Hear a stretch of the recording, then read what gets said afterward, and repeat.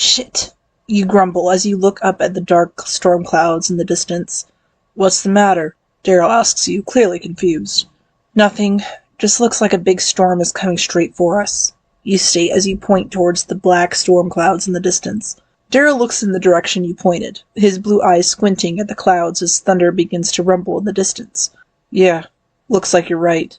What should we do? You ask. Should we start making our way back to Alexandria and hope that we don't get hit by the storm beforehand? Nah, Daryl responds with a shake of his head.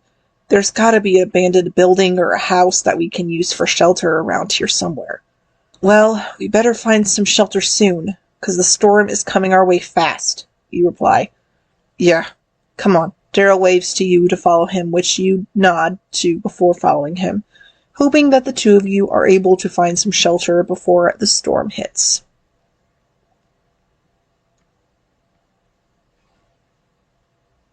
You and Daryl have been walking for about 15 minutes now, and there's still no sign of a house or other building the two of you can use for shelter for the upcoming storm. See anything yet? You ask Daryl over the wind.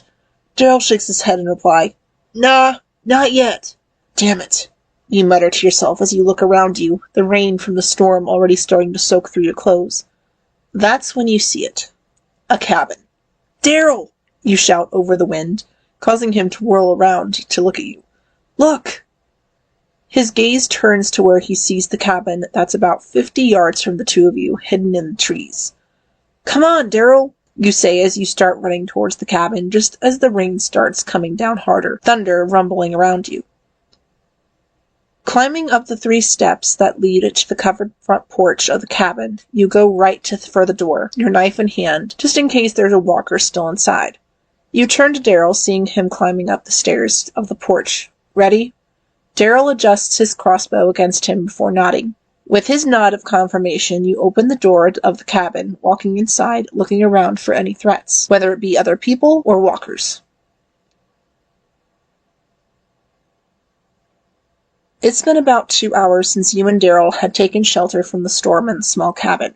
The storm outside is in full swing, the rain pelting against the cabin's roof, the wind whistling, thunder booming, and lightning flashing outside.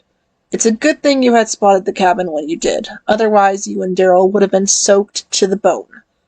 Looks like you were right, Daryl says from behind you, causing you to turn away from the window to look at him. We're stuck here until the storm blows over. Yeah, you agree, not really wanting to be an abandoned cabin in the middle of nowhere when you should be in Alexandria with Michonne and the others, especially with the storm going on.